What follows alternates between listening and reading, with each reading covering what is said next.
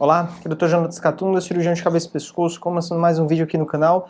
Hoje eu vou falar sobre um tema que é o achado incidental de câncer numa tireoidectomia por outro motivo, tá? Ou o carcinoma papilífero de achado incidental. Às vezes o paciente vai para a cirurgia por conta de um bócio volumoso, ou uma tireoidectomia parcial, ou uma tireoidectomia total, nódulos de aspecto benigno, punção benigna, e quando chega o resultado da biópsia, né, após a cirurgia, descobre que, na verdade, dentro da tireoide tinha um nódulo. Então, essa semana eu atendi alguns casos assim, então uma vez por semana eu trago casos da semana. Antes eu fazia um resumo de vários casos, mas eu acho que é mais relevante escolher um tema só e comentar sobre aquele tema específico. Então, nessa semana, os casos repetidos que eu atendi, né, fora diversos outros casos de câncer e de hipotireoidismo, hipertireoidismo, nódulo, foram 2 casos de achado incidental de carcinoma papilífero da tireoide. Então, o carcinoma papilífero da tireoide é uma lesão, né, um tipo de câncer que está se tornando cada vez mais comum em mulheres, em homens, em pessoas jovens,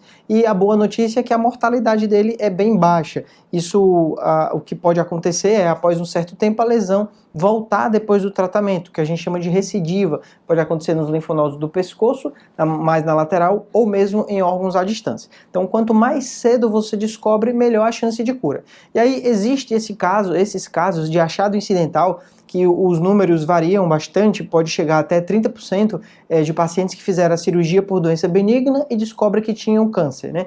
Então, no achado incidental, como é que é característico? Geralmente é um tumor menor do que 1 centímetro, papilífero, variante clássica ou folicular, sem nenhum achado adverso. Então, casos assim, que a pessoa operou porque tinha um bócio multinodular, então a tireoide aumentada por vários nódulos, ou um bócio uninodular, um nódulo grande, e acaba descobrindo que ali no meio tinha um carcinoma papilífero menor do que 1 centímetro, essa lesão ela é altamente curável. Provavelmente já está curado, fez a cirurgia e já se livrou do problema. Então, o que muda no acompanhamento é, depois da cirurgia, vai ser necessário fazer o segmento do câncer, né? Porque quando a pessoa faz a tireoidectomia total, pode ser 2 resultados. Pode vir um resultado benigno, pode vir um resultado maligno. Sendo o resultado benigno, não era câncer, a pessoa está curada e aí vai ter que fazer apenas o acompanhamento da parte hormonal e de possíveis complicações como a queda do cálcio e alterações da voz. Mas a maioria dos pacientes não tem isso, né? Então basta acompanhar a parte hormonal. Quando é câncer, precisa acompanhar os exames do segmento do câncer. Seria a tireoglobulina, antitireoglobulina e o ultrassom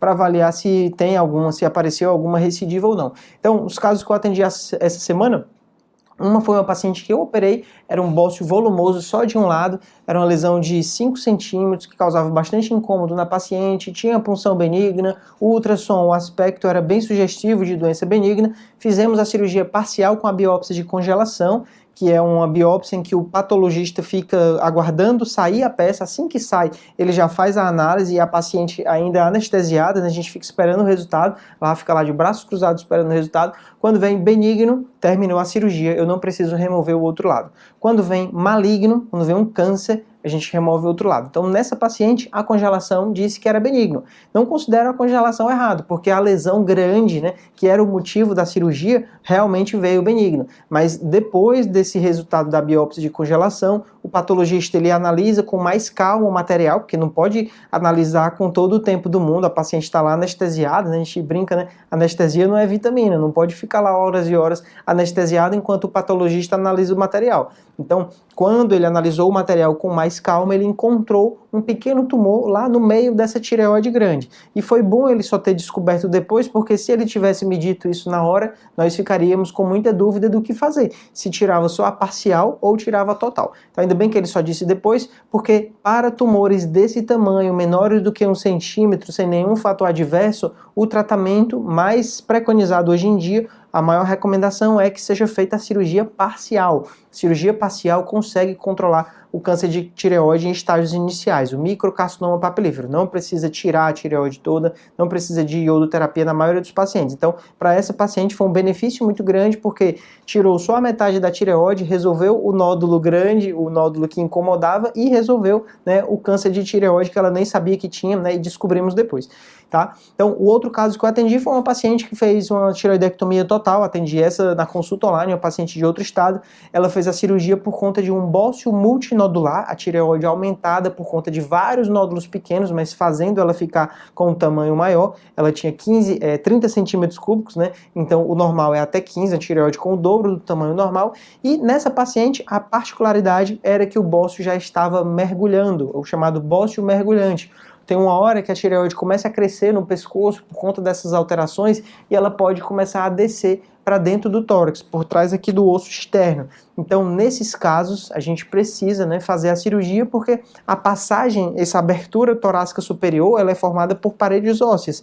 Tem o externo na frente, tem a primeira costela nas bordas e a vértebra torácica atrás. Então, é uma paredezinha fechada. Se a tireoide começa a crescer nesse meio, nessa abertura, né, na transição do tórax para o pescoço, ela vai comprimir as estruturas e vai chegar uma hora que o paciente vai ficar muito sintomático, dificuldade para respirar, dificuldade para engolir. Então, em geral, bócio mergulhante é cirúrgico. O problema do bócio, de todo bócio, não só desse, é que quando a tireoide está muito grande, isso pode dificultar a cirurgia, pode atrapalhar a análise do cirurgião, a análise da anatomia pelo cirurgião, pode dificultar encontrar o nervo, dificultar encontrar as paratireoides e acaba trazendo um risco maior para complicações. Então foi o que aconteceu nessa senhora, essa paciente que eu atendi, ela acabou tendo hipoparatireoidismo. Essa paciente, inclusive na biópsia da cirurgia, havia lá descrito que 2 paratireoides foram removidas pelo cirurgião. Ele não conseguiu ver porque realmente a tireoide é muito grande, às vezes a paratireoide está dentro da tireoide, que cresceu muito e acabou englobando as paratireoides. E aí a gente torce para que seja um caso temporário, né? A maioria dos pacientes com hipopara tem essa complicação de forma temporária, mas em alguns pacientes, infelizmente, pode ser algo definitivo. A pessoa vai ter que tomar cálcio em grandes quantidades para o resto da vida.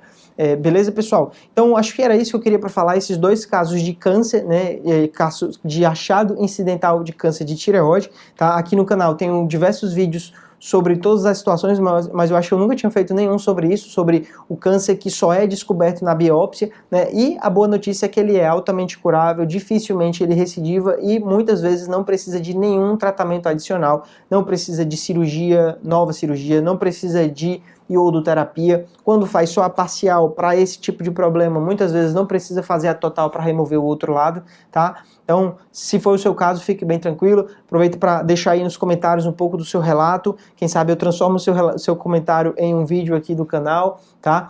Curta esse vídeo, se inscreva, ative as notificações, compartilhe. Tudo isso ajuda o canal a crescer cada vez mais. Eu tenho certeza que aqui tem muito conteúdo que vai te ajudar nesse problema que você está passando, tá? Na descrição do vídeo sempre deixo as informações sobre atendimentos comigo, WhatsApp, o Instagram, que é importante também caso você queira entrar em contato comigo, beleza? E é isso, muito obrigado e até o próximo vídeo. Valeu!